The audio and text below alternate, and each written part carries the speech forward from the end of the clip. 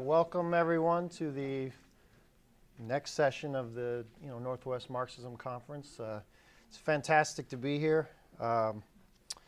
Before I introduce Wael, I'll just say my name is Darren Hoop. I'm from Seattle. I'm active in the University of Washington branch up there. I've been a long time trade unionist and Teamsters, United Food and Commercial Workers. Just got seniority at a job with Service Employees International Union, so I'm very excited. This is the ISO has been active in union work and labor stuff for decades. So there's the theory, which Wael is going to get into, of why we look to the working class. And there's a number of us, in the room. We've been building. This was a labor struggle in the early 1990s out of Decatur, Illinois, a company called A.E. Staley. So we have a very rich history, both of theory and analysis, but also of labor struggles. And with the CTU strike, the Teachers Union in Chicago, most recently the Walmart workers going out on strike, the biggest corporation in the world, is very exciting and very relevant time to be discussing the power of the working class. So I won't say anything else. I don't want to steal his thunder. Wael Elasady is going to be speaking. He is one of the growing ranks of recent Portland State University graduate who got a degree, but also got $30,000 in debt and is unemployed right now. So he is, not technically part of the working class yet, but hopefully if he gets lucky, he will be. Unemployed part of the working class, I should say. Anyways, he's a member of the International Socialist Organization. He's also a leading activist and Students United for Palestinian Equal Rights. And he's going to speak for about 40 minutes. I actually didn't prepare a talk. I just grew out a very large beard to look like Karl Marx and hope to impress all of you. Okay. I think one thing that strikes me when we're talking about, how do workers become revolutionary, the first thing that a lot of us think, especially after this last week, right, seeing the devastation in New York and the massive Frankenstorm and this ecological crisis that's beginning to unfold, is not how do workers become revolutionary, but when the hell are workers going to actually become revolutionary? We need this to happen. That's the thought on a lot of our minds. So I'll start first off by just saying, with all the devastation that we see under capitalism, the massive, difference in wealth, why is it that the working class are not always in a state of rebellion, right? And then I'm going to go through and talk about some of the objective conditions that allow workers to become revolutionary, and finally talk about the process by which workers actually become revolutionary. And there's three aspects of capitalism that keep workers, somewhat passive. The first is that workers are themselves atomized and actually divided under capitalism, right? Each worker lives by themselves with a few roommates, maybe with their family, and they're separated a lot of the time from the wider society at large. Capitalism actually physically and geographically divides workers along lines of race, sex, nationality, between manual or white-collar workers, along professions, and so on. But not only does capitalism create these divisions, but capitalists also ensure, to the best of their abilities, that any ideas that challenge their rule are suppressed, and any ideas that strengthen their rules are the ideas, of society. So we're told that we're too stupid, right? We're too backwards to be able to run society. We're too lazy. We're too ugly, so on and so forth. We can't possibly actually make a revolution because the working class is too apolitical. It's too apathetic. We can't trust each other. And if not, they tell us this is just the way things have always been. There can't possibly be any change. And on the flip side of that, they tell us that the wealthy, the elite, the politicians, those in charge are harder working than us, right? They're smarter than the rest of us. And that's actually the reason why they should continue to control wealth and control all of society. And then at the end of it, they tell us, plus, if we did ever manage to take control, we're going to screw things up anyways, right? Revolution isn't worth it at the end of the day. And of course, they can do this because they own the wealth of society. They own and run the media, the schools, the universities, the government, and so on and so forth. As Marx and Engels put it, the ideas of the ruling class in every epoch are the ruling ideas. The class, which is the ruling material force in society, is at the same time its ruling intellectual force. Okay, so that's another reason. And the third reason that Marx lays out finally is that capitalism also creates what's called alienation, right? Workers produce all of the wealth in society, but we're actually cut off from the products of our own labor. The massive products which the working class produces under capitalism appear to us completely out of our control. We feel a sense of powerlessness at the very place often where we need to be most powerful, at our workplaces, right? So this this creates situations where we're actually counting down the minutes until our workday ends. It's the thing that creates TGIF, right? A chain restaurant named after the day when we finally get off of work. And there's actually happy hours, right, that are from 5 to 7 p.m. every single day of the week because, for many of people, the experience of working under capitalism is so alienating that we literally need a drink the moment we get off of work. So, it's no coincidence that when you have no control over your working day, where you work, how you work, when you get so little satisfaction from your job, it's not surprising that everything outside of work becomes so important to us. And often to stay sane, people identify with anything other than being a worker, whether it's through our individual hobbies or through our consumption choices and so on and so forth. That was the depressing part of the talk. And luckily that was a really incredibly kind of one-sided picture of what workers under capitalism face. If this was the only experience, and if these were the only tendencies, then working class revolution would actually be impossible. And I didn't start my timer, that's not a good thing. Okay. But with that said, even though that was just a one-sided explanation, there still seems to be a contradiction, a seeming contradiction at the heart of Marxism, right? On the one hand, Marx says that the ruling ideas of society are the ruling ideas, right? And that workers are divided and they're alienated under capitalism on the one hand. But at the same time, at the heart of Marxism is the idea of that the self-emancipation of the working class must be the act of the working class itself. So how does Marx reconcile this, right? Marx differentiates between the working class as a class in itself and a class for itself. As Marx says, it's not a question of what this or that proletarian, or even the whole proletariat at any particular moment regards as its aims. It's a question of what the proletariat is and what, in according with its being, it will historically be compelled to do, right? So that's to say that Marx recognizes that what exists at any one particular moment in terms of working class organization, in terms of the consciousness that the working class has, is not the benchmark for determining what the class is capable of at any point in the future.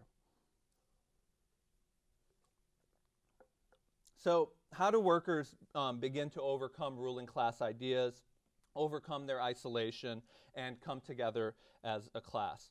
The first thing that has to be said is that capitalism not only divides workers, but it also unites them. It doesn't only create, different experiences amongst various workers, but also very important commonalities. And finally, it doesn't only alienate and disempower workers, but places workers in workers' hands the levers which actually can shut down the whole system. Capitalism has brought together masses of workers like never before in history, right? I mean, if you look back, never before in history have masses of people actually been brought together into cities. Before capitalism, the largest number of the population were peasants. They were dispersed throughout, the countryside, largely isolated from each other. Capitalism actually forced these peasants off the land, separated them from the means of production, the tools that they used to farm, and so on, and brought them into cities.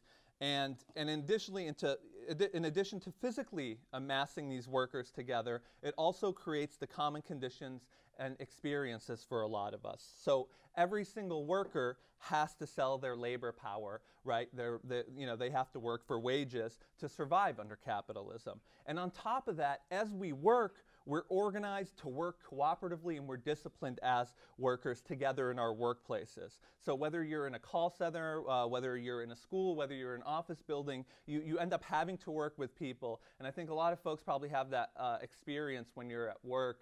A lot of companies do this where they literally do teamwork pep talks, right? Where they tell you that you have to work together, this is how we're going to be the most efficient, and so on and so forth. And of course, that's only for producing as fast as possible and as much as possible. They never want to have the kind of pep talks where you organize yourselves and fight back. But nonetheless, this has an effect on the working class.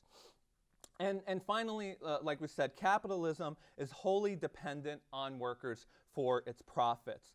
The words from the song Solidarity Forever absolutely capture this. Without our brain or muscle, not a single wheel can turn. If workers go on strike, then they could bring the system to its knees. So, because capitalism both divides and unites workers, disempowers and empowers them, one result is that workers aren't just passive victims, right? They don't just simply hold ideas that support the status quo, but they also hold ideas that challenge it. That is, workers don't just swallow the propaganda of the ruling class whole, but instead have a mixed consciousness. For example, some workers might see that, to actually win, or keep the wages at the level that they're at, they have to organize with their fellow coworkers. But at the same time, they might hold sexist or racist ideas that are an impediment to that organization. Okay, so those are some of the objective conditions. So, even in the lowest, during the lowest periods of resistance, the objective material conditions exist that make struggle and the ultimate overthrow a possibility. That is always there. That possibility is made by capitalism in itself and its historic development. But capitalism doesn't just create conditions that workers can use to their advantage in their struggles, but the dynamic of capitalism itself actually leaves workers with no choice but to struggle. Because at the heart of capitalism is exploitation and the drive to extract as much profit as possible from the working class. That's what makes the system tick. And capitalists are always looking to lower the cost of labor so they can make more profits. They increase the time of work, the time that you have to work. They decrease wages to do this. They make workers, work harder, faster. Adam was just talking about what it's like being a teacher right now. The amount of work you're actually having to take home, at the end of the day. They refuse to pay for things, for safety equipment. The Walmart workers, one of the main reasons, they went on strikes and part of their struggles was because Walmart just was simply refusing to pay and provide them with dust masks in the warehouses as they were unloading stuff. And of course, they don't just do this at the individual workplace level, or in the places that they work, but they do this on a national level as well. They want to keep more of their profits, so they refuse to pay taxes, to pay for things like libraries, public schools, Social Security, Medicare, parks. These are the things that they're trying to, actually take away from us right now. Obviously, this is the picture that we're living in right now. That's what austerity is. And capitalists don't do this because they're greedy, although a lot of them are. They don't just do this because they want to own 3 yachts instead of 1 yacht. They don't do this because they want to have 4 iPads, 1 in the bathroom, 1 in the living room, 1 in the, so we can't just replace them with nicer, capitalists who actually went through kindergarten and want to share with the rest of us. Capitalists do this because they have to, because at the heart of capitalism is competition. If they don't outcompete their competitors, then they go under, right? They go bankrupt, or they get bought out by other capitalists. Marx put it this way: the development of capitalist production makes it constantly necessary to keep increasing the amount of capital laid out in a given industrial undertaking. And competition makes the laws of capitalist production to be felt by each individual capitalist as an external coercive law, right? It compels him to keep constantly extending his capital in order to preserve it, but extend it he cannot except by means of progressive accumulation. So what he's saying is that for capitalists have to regularly extract more and more profits out of their workers, not primarily for consumption, but so they can reinvest it into machines, into materials, so that they can grow their enterprise and produce goods at a cheaper cost, again, so they can outcompete their competitors. That's the only way they survive. So that's one thing that's inherent to capitalism, right? And there's another aspect to capitalism that was talked about in the beginning that is part of it. That is, to be able to continue to do this, capitalism, as we said, has to divide workers. They have to oppress certain sections of the working class. They have to use racism. They have to use sexism, and so on and so forth. And it's these different aspects, the drive for exploitation at the same time that capitalism oppresses workers, that forces workers not to just sit there and take it, but workers are ultimately compelled to fight back. As Hal Draper puts it in this book right here, which is really good, and I'll talk about it in a little bit, to engage in class struggle, it's not necessary to believe in class struggle any more than it is necessary to believe in Newton in order to fall out of an airplane. The working class moved towards class struggle insofar as capitalism fails to satisfy its economic and social needs and aspirations, not insofar as Marxists go about telling workers. That is, the working class doesn't struggle because there's something morally superior about the working class. It doesn't struggle because it thinks struggle is fun or cool. It doesn't go into struggle to make a revolution, or because it has more radical ideas than other classes. But capitalism actually forces workers to. Struggle by the working class has actually been a theme that's run through the history of capitalism since its beginning, even though today capitalists do everything in their power to erase any of that memory, right? I swear, I went to high school, I went through history classes, I didn't learn about the sit-down strikes in the 30s, the struggles in the 60s. I came out of high school, and the thing I remember out of my history class is that Washington was able to skip a silver dollar over some river, or that he was able to chop a cherry tree. They don't talk about the struggles. Okay. With that said, it's an uneven process, right? We don't know exactly when or where the struggle will break out or how, but we do know that eventually workers will fight back, as they did in Wisconsin, like the teachers recently did in Chicago, and like Walmart workers have been doing over this past month. But the most critical, and I think the thing that really Marx,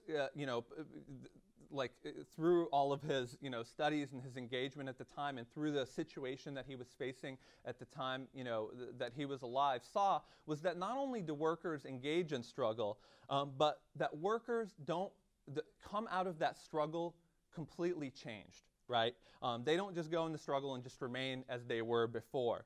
In the process of struggle, workers change their circumstances, and in turn, they change themselves. So as more and more workers are forced to struggle to defend their living standards, they begin to gain the organization, the confidence, and the consciousness that's necessary to challenge capitalism. So how does this happen during the process of struggle? First, drinking really sweet coffee while you're giving a talk to kind of quench your thirst is probably not a very good idea. Anyways, so how do workers' ideas change during the course of struggle?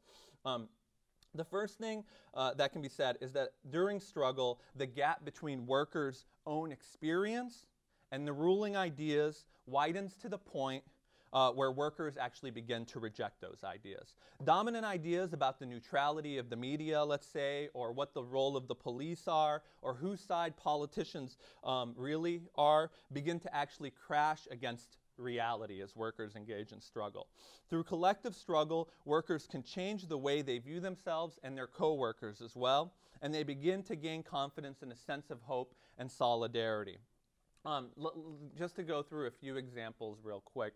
One, from last year, I think one of the biggest conversations that people had, that was out there during the Occupy movement, right, was whether the police could be won over to the side of the 99%, whether they were part of the 99% or not, right? Some people were arguing, day in and day out that no, the police are, they're the enforcers of the 1%.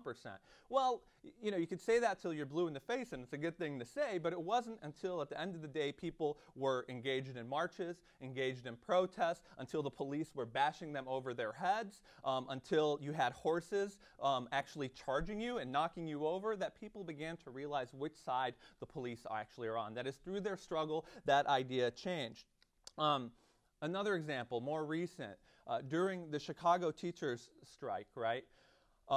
You had the Chicago Tribune, the main newspaper in Chicago, just running absolutely disgusting story after story, valorizing, talking about how amazing charter schools were and how, privatizing the education system is really the way to go. That this is the way you're going to be able to deal with civil rights issues and so on and so forth. And vilifying teachers. Teachers are greedy, they just want more money, and this is why they're doing that.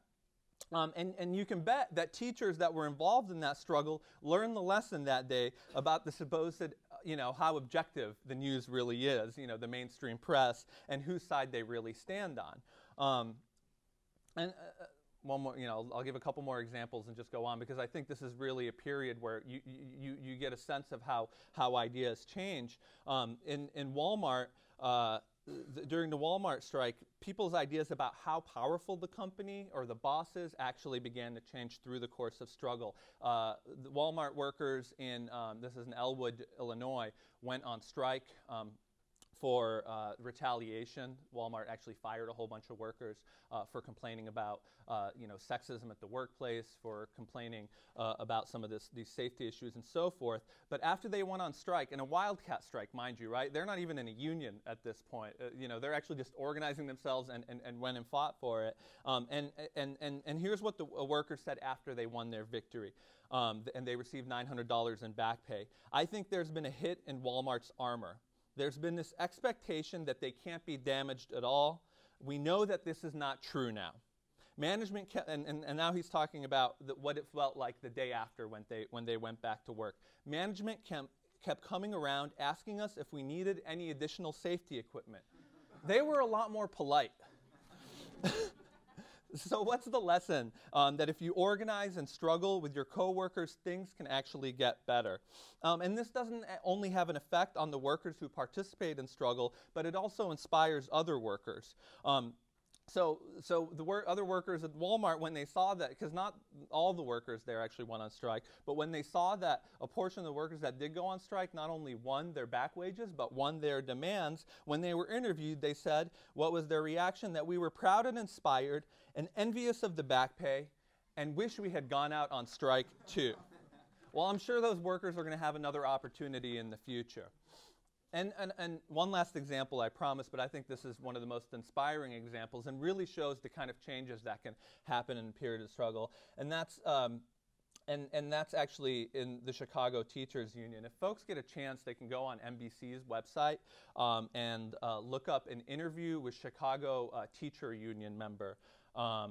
And this interview just basically, they're talking about a teacher in high school who was just on the picket lines, who just went through the struggle, and they're asking her, what do you think about the elections? What do you think about these two candidates? And, she begins by talking about, the victory of Barack Obama was so awesome. I literally, was crying. I was so excited to finally have the first black president in the White House. So on and so forth. And then the interviewer begins to ask her about education policy, right? And literally she goes, Barack Obama and Mitt Romney are exactly the same on the issue. They're both pushing, the same corporate agenda for education. Not only that, but Rahm Emanuel, who's Barack Obama's lieutenant, his former chief of staff, is the one that was carrying out the attacks against us as workers. And then the final question was, who are you going to vote for, right, in the next election? And it was a really, it was something that you had to really think about, like what she said was, I know education policy isn't everything, but I really think I have to, vote my conscience this time. This is somebody who had cried, who had probably organized for Obama, and through the course of struggle, through being out on the picket lines while Rahm Emanuel is leading the charge against the teachers' union, while Romney is agreeing, the Republicans are agreeing with the Democrats, and while Obama is shamefully sitting there being quiet, comes to, the realization becomes to see that the way we win is not by voting for Barack Obama or for the Democrat, but the way that we win is perhaps how we just won, by organizing with our fellow workers, right? Okay, so I'll stop there. I just want to say that, that what, not with the whole talk, just with that part of the talk. I just want to say, to sum up, that struggle does, that's the kind of things that struggle actually does to ideas. Because when you're trying to change conditions in the real world, in your own reality, you need an accurate picture of how society functions to actually be successful. So in a way, struggle we could think of as an experiment that tests our hypothesis about the world, the different ideas that we hold. And as we actually engage in struggle, those things actually, we figure out whether they're true or not. And that's how ideas ultimately change. But a second thing happens during struggle. It's not just simply that people see that the ruling ideas of society are wrong, but also in the process of struggle, workers change their own circumstances. Right? They actually change the world around them that they're living in. And this, in result, has a reciprocal effect and leads to further changes in consciousness. So how does this work? Let's just look, I'm going to go through a few quotes by Marx real quick to kind of clarify this. As Marx put it, and he was referring to some of the strikes and struggles that he was seeing in Germany at the time. The first attempts of workers to associate themselves always takes place in the form of combinations, right? And unions, in other words. Large-scale industry concentrates in one place a crowd of people unknown to each other. Competition divides their interests, but the maintenance of wages, this common interest which they have against their boss, unites them in a common thought of resistance. Okay, so far so good. So here Marx is describing the process we discussed earlier. Capitalism not only divides workers, but also brings workers together, submits them to, the same wage pressures, and then as a result, workers will resist. But Marx says that this process ends up having a double aim. Not only do workers not only defend wages, but to carry on what he calls the general competition with capitalists. He says, if the first aim of resistance was merely the maintenance of wages, unions, or he calls them combinations, at first isolated, constitute themselves into groups as the capitalists in turn unite for the purpose of repression.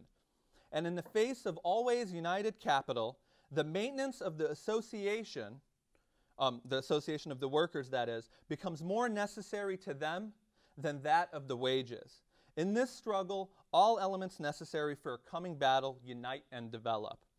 Elsewhere, he says the real fruits of battle lie not in the immediate result, but in the ever-expanding unification of the workers. And what Marx is trying to say here is not just simply that the immediate results aren't important, they are, but what he's saying is that what begins as individual workers or individual workplaces coming together in struggle to protect their working conditions can end up in the process of that struggle, because it's necessary, in the process of struggling against capitalism, that workers actually organize themselves as a class, right?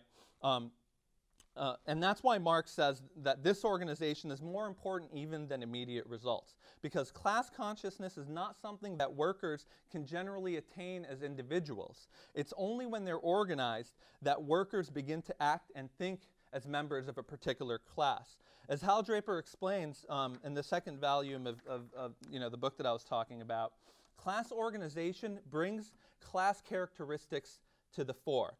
And as a function of organization, class characteristics increasingly take precedence over mere individual reactions. And then in a feedback effect, class reactions can also help reshape and re-educate individual reactions. So the organization of workers, which arises out of struggle, leads to greater levels of class consciousness. And once it's reached this point, class struggle can actually take on a political characteristic. So once you're actually, this is where the struggle doesn't become just simply about your increase in your wages, right, or shortening of your work hours at this place, or getting safety equipment at this place. Those continue, but also a more general movement develops of the working class that generalizes the demands of the working class. For instance, against austerity, right? Tax the rich, stop the attacks. One particular demand that that the working class could put forward in general, and that demand then doesn't go to the individual capitalist, but to the representative of the capitalist class. That is the state, the government, and that's how class struggle takes on a political character. Okay, so with that said, this is not how am I doing on time? 15 minutes. Okay, great. Of course, this isn't a linear process, right? Workers don't just organize at one place, organize at another, and it just gets larger and larger until the overthrow of capitalism. And workers can't just win reform after reform until all the bad parts of capitalism are gone. And why this can't happen is because capitalists aren't just sitting around actually, twiddling their thumbs and letting us do all this organizing and do all this struggle. Companies fight back when workers organize, and they try to whittle away any workers' gains or any workers' gains over time, and they try to bust unions as well. And laws or legislations which may have benefited the working class are always under challenge by the ruling class. They're always trying to revoke those laws, right? So these struggles, which are organic to capitalism, at the end of the day, rise and they fall. We see them, come and go, but they don't often boil over into actual revolutionary conflict, either because the demands of certain sections of the working class are met. For instance, the CTU strike, the demands are met. The CTU strike didn't turn into a revolutionary struggle. Struggles outright defeated, right, or repressed, as in the case of the Occupy movement. Or what happens a lot here in the United States, because the Democratic Party actually co-ops the struggle of workers and it channels it into a harmless direction, like was done in Madison, Wisconsin. Workers were occupying with students the Capitol. Democrats came and won workers over to going and doing a recall campaign into the electoral arena where they're not they're at their strongest. Okay. So far we've been talking about different ways in which workers fight back and reach class consciousness. But to overthrow capitalism, it takes masses of workers not just coming to class consciousness, but to coming to actual revolutionary ideas, right? That is, for the majority of workers to actually come to see not only that capitalism is bad, but that it must be overthrown and that it must be replaced by the democratic rule of the working class itself. Great. How do we get to how do we get to those ideas? Do we just go around and a couple of us go knocking on door to door and here's the meaning of Marxism?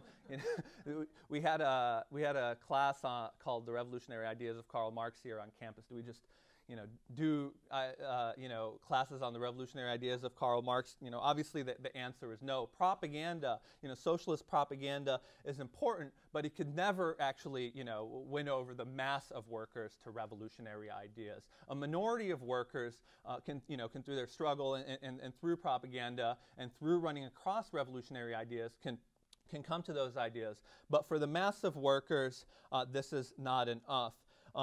And there's obviously a lot of reasons for it. One of the most important we just mentioned before. We don't run all the universities. We don't run, society to be able to put these ideas out. The capitalists do.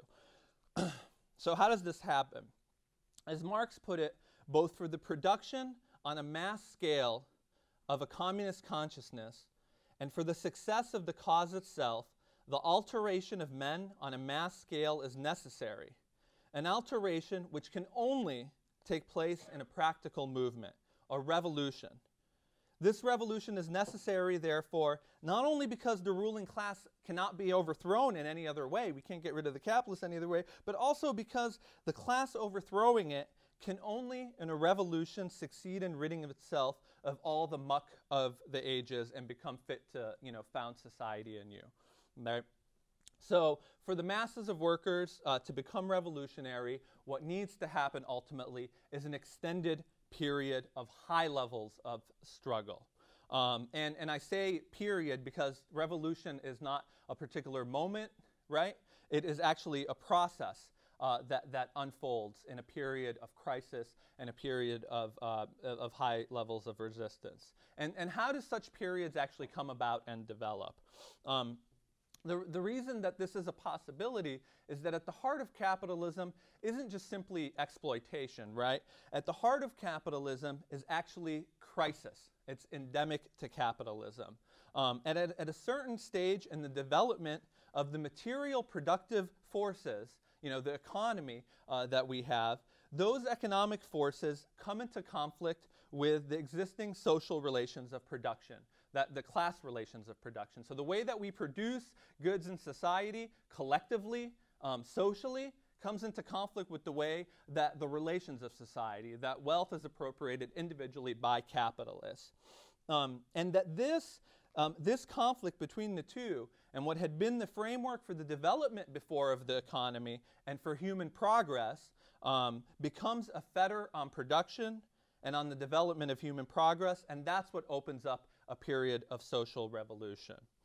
So, in periods of expansion and boom, the capitalists are content allowing, some crumbs to fall to workers, and to quiet them down and so on. But economic crisis deepens the competition between capitalists and leads them to attempt to increase even more intensely the amount of value they extract from workers in order to fend off competition from other capitalists.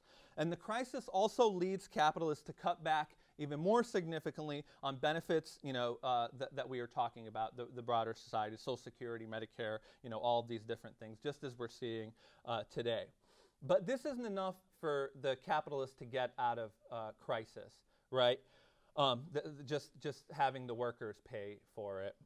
As Marx puts it in the third volume of Capital, as soon as it's no longer a question of profits, but of sharing losses, everyone tries to reduce, and he's talking about the capitalists, his own share to a minimum and to shove it off upon another.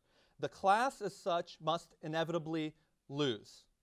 How much the individual capitalist must bear of the loss, to what extent he must sell, any share at all, is decided by the strength and cunning, and ultimately competition becomes a fight among hostile brothers, among the working class. So the result of this, of crisis that's in capitalism, is on the one hand, it increases the pressure on the working classes and generalizes the pressure that certain sections of the working class has to the whole class. And on the other hand, and we saw this in Egypt, right? The crisis had created a situation where masses, millions of people kind of erupt on the scene, and we're seeing it in Greece. But it also increases the likelihood of divisions among the ruling class, as pressure and competition begin to be felt by more members of the ruling class, and they disagree on which way forward, not only to solve the crisis, but also, this is where workers, begin to change their own circumstances by the movement of the revolutionary movement of the working class itself that's come out in response to this. And this is what Lenin describes, this is what prepares the ground for a revolutionary situation as Lenin describes it. On the one hand, the lower classes cannot live in the old way, right? They can't live under society as exists anymore. And on the other hand, the upper classes are unable to rule and govern in the old way. Okay, great. And it's through this struggle and through this accelerated school and curriculum of revolutionary struggle that the masses of workers begin to shed their old ideas en masse and make themselves fit to rule. And one of the main things that happens when struggle has reached this high point is that workers, as they go on strike, as they, have massive marches, protests, and so on, and as workers actually organize and organize general strikes, for instance, capitalists begin to actually do their own shutouts. They shut down production, they lock down their businesses, and workers in this process are through this process, through their own practical needs of having to organize themselves, connect with other workers from one factory to another, from one city to another, actually begin to build workers' councils, or what are kind of the elementary organs of what will be working class rule. Okay, so that's a really important point, right? You've gone on a general strike. Your whole city is shut down, but you can't just simply not produce anything anymore, right? You have to produce to be able to eat, to be able to have lunch, all these different things that need to continue to function for workers themselves to be able to live. Workers begin to have to figure out how to do that themselves, and they begin to develop these class institutions to do it, and in the process, like Marx said, become fit to rule.